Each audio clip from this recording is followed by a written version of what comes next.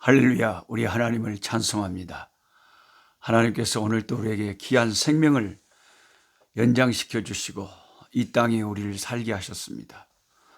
주님을 사랑하는 사람들과 함께 유튜브 채널을 통해서 하나님 말씀을 매일 묵상해서 1년의 성경 일독하는 꿀송이 보약 큐티를 시작하겠습니다. 오늘 2023년 2월 19일 하나님께 경배 드리는 주님의 날입니다.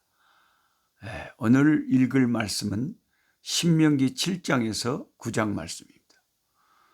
저는 지난 1월 달에는 한국에서 22분의 방문객들이 오셨고 2월 달에는 이제 뉴욕에서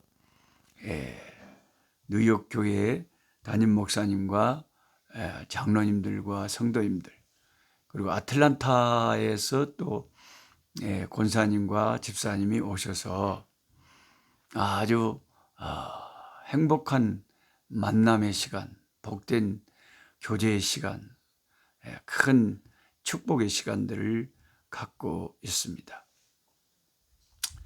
인생의 그 많은 축복 가운데, 인생의 행복 가운데 멀리 벗이 있어서 찾아오면 이 또한 기쁘지 아니한가. 그 말이 얼마나 실감이 나는지 모르겠어요.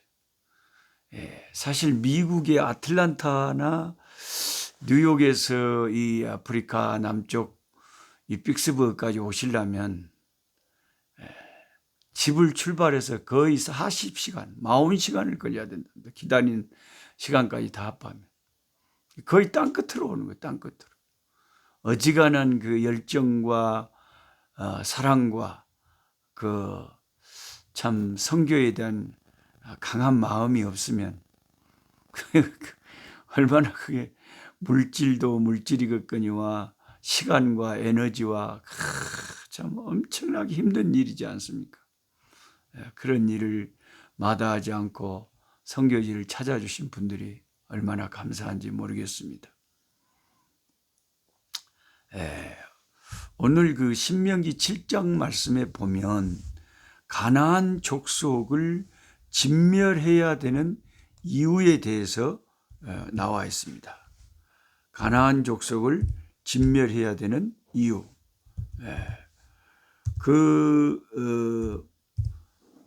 우리가 성경을 늘 읽어서 가나안 족속을 하나님이 이제 이스라엘 백성이 진멸하라 하시는데 왜 그들을 싹 그냥 완전히 뿌리까지 다 없애버리고 완전히 그냥 진멸시켜버려야 되는가? 그들과 융화하지 말고 남겨두지 말고 다 그들을 몰살시켜버려야 되는가? 그 이유가 뭐냐 이거죠. 하나님이 너무 잔인하다. 성경을 비평하는 자들은 그렇게 말합니다. 그런데 하나님께서는 그들의 죄악이 너무 가증한 것을 하나님께서 견딜 수가 없었죠. 그들은 몰렉 우상에게 자기 자식을 불을 태워서 바치는 그런 무서운 행위까지 하는 자들이었습니다. 그들이 섬기는 몰렉 우상은 머리는 짐승의 형상이고 몸통은 사람의 형상을 하고 두 손을 이렇게 벌리고 있습니다. 바로 그 두 손에, 몰렉 우상의 손에 자식을 갖다 바치고 숭배 의식을 치른 후에 울부짖는 그 자녀들을 불에 태우고 끓는 물에 던지기도 하였다고 합니다. 자신들의 풍요를 빌기 위해 그들은 그 무서운 악습들을 행하고 있었던 것입니다.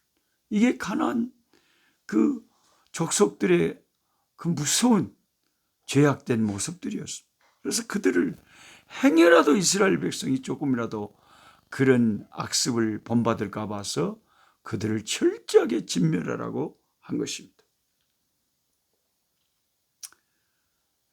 최근에 한국에도 참 가슴 아픈 뉴스는 어떤 계모가 너무 그 자기 남편의 아들 초등학교 5학년인데 학대를 해가지고 그 아이가 죽어버렸어요. 몸무게가 30kg도 채 안 나가게 빼빼 말라고 두들겨 맞고 학대를 당하다가 얼마나 힘들었으면 죽었을까요? 진짜 세상은 무섭습니다. 세상, 그 아이 입장에서 생각하면 그 아이가 얼마나 불쌍한지 모르겠어요, 저는. 예? 얼마나 많이 울었을까요? 얼마나 많이 고통스러웠을까요?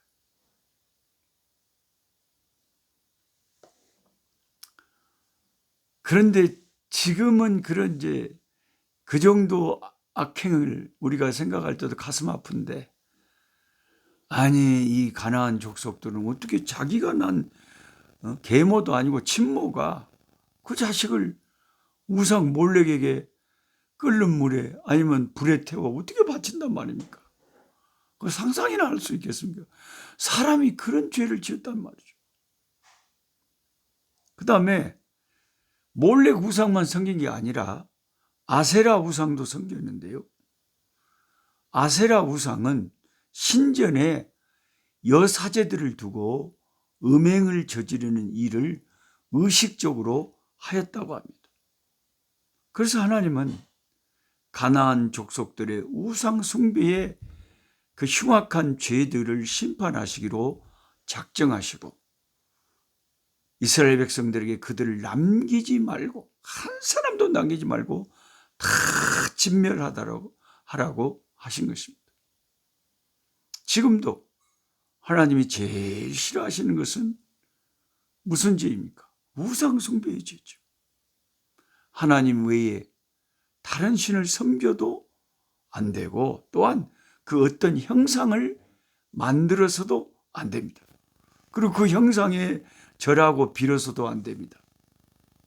근데 이런 우상 숭배의 죄가 하나님을 알지 못하는 불교도들은 그는 아예 노골적으로 그런 우상에게 절하고, 또 오늘날에 참 기독교하고 비슷하다고 하는 저 천주교의 행태를 보십시오. 성당마다 마리아 우상을 떡하니 세워놓고 그들은 그것을 우상이라고 생각하지 않습니다. 그 앞에 예를 표하고 마리아 우상에게 기도하는 것입니다. 하나님이 그토록 미워하는 우상 숭배, 그런 것이 두렵지도 않은지 그들은 그것을 우상 숭배라고 생각하지 않고 그런 일을 태연히 자행하는 거죠. 그래서 참 안타깝습니다.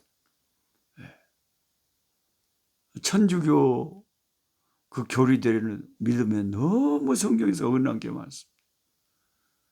혹시 천주교를 여러분이 성당에를 다닌다고 해도 혹시 성당을 다녀도 성경을 스스로 늘 읽으면서 성경 말씀대로 이렇게 믿고 산다면 그나마 다행일 것 같아요.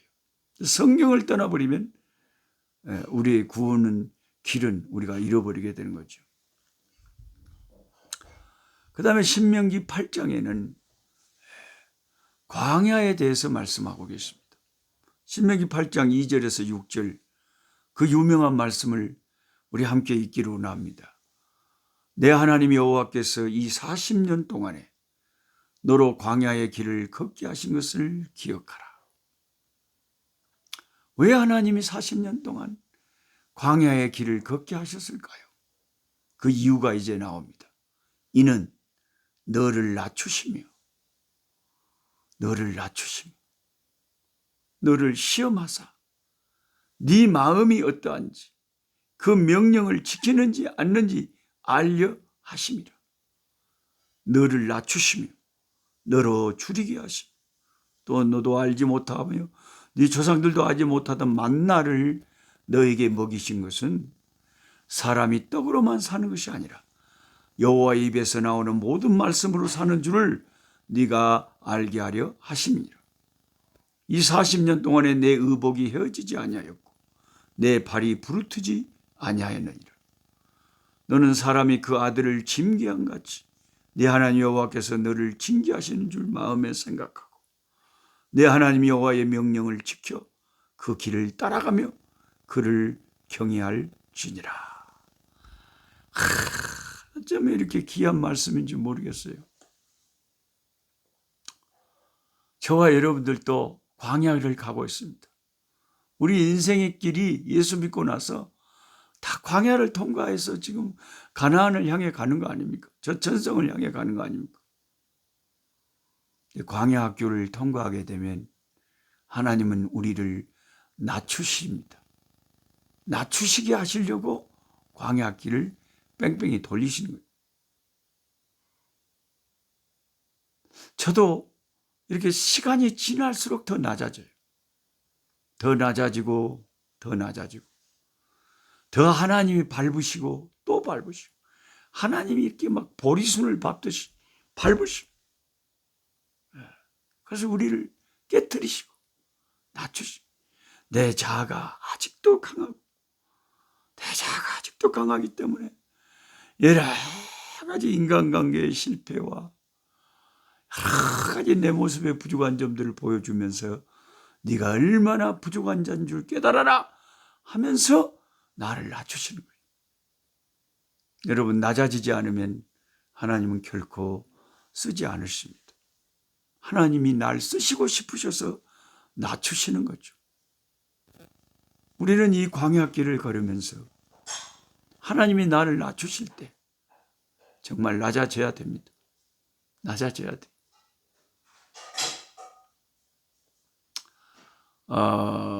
최근에 제가 이제 어떤 분이 갑자기 연락을 끊어버리셨어요. 그래서 제 마음이 얼마나 낮아져 있는지 내가 뭐 또 잘못했는가 보다. 또 뭐가 마음에 안 들었는가 보다. 싶어가지고 기가 죽어가지고 무엇을 내가 실수를 했을까? 뭘 잘못했을까? 그래가지고 그걸 알고 싶은 거예요. 그래야 고칠 거 아닙니까? 말도 안 하고 끊어보면 내가 고칠 수가 없잖아요. 내가 뭘 잘못했는지, 뭐가 마음에 안 들었는지.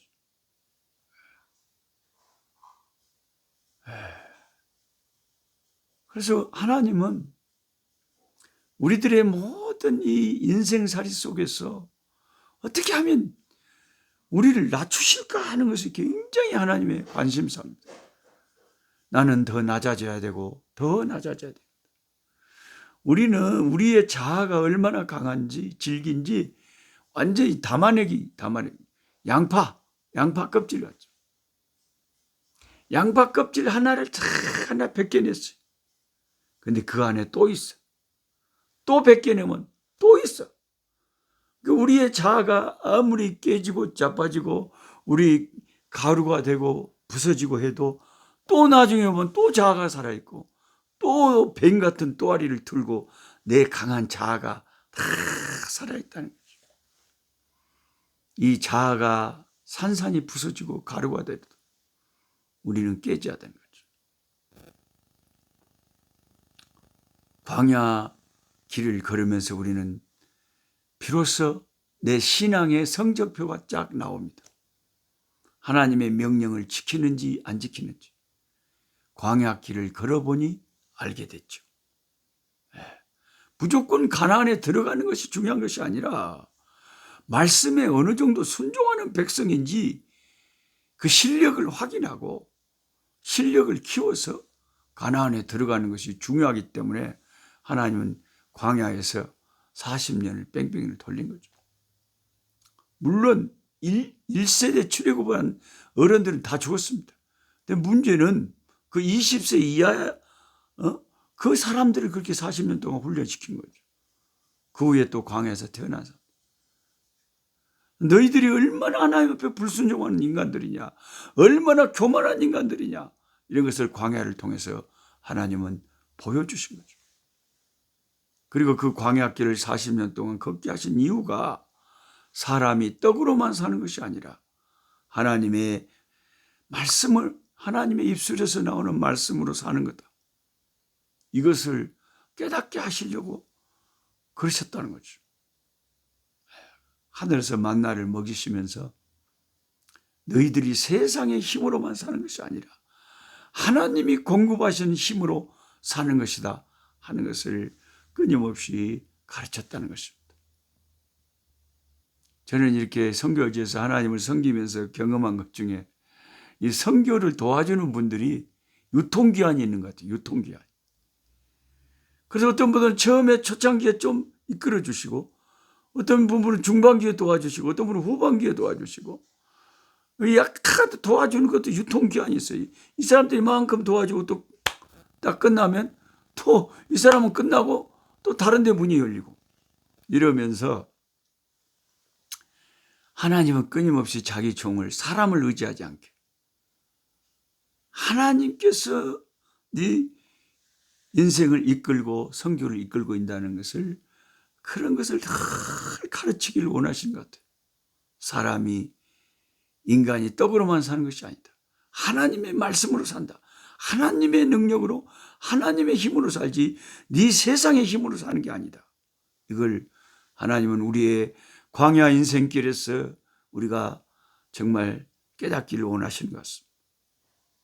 하나님은 광야 인생길을 통해서 하나님의 보호하시는 능력을 계속해서 체험케 하십니다. 40년 동안 그들은 의복이 닳아지지 아니하였고 발이 부르트지 않았습니다. 자식을 돌보듯이 하나님이 자기 백성을 돌보셨기 때문입니다. 오늘 같이 성경 공부하시는 저와 여러분은 이 인생의 광야 학교의 학생들입니다. 고난으로 다듬어지고 낮아지고 깨져야 됩니다.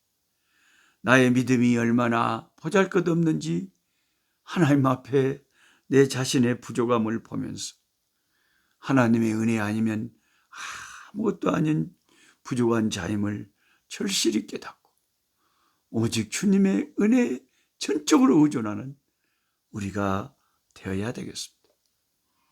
기도하겠습니다. 하나님 아버지 감사합니다. 광야의 인생길을 저희들 걷고 있습니다.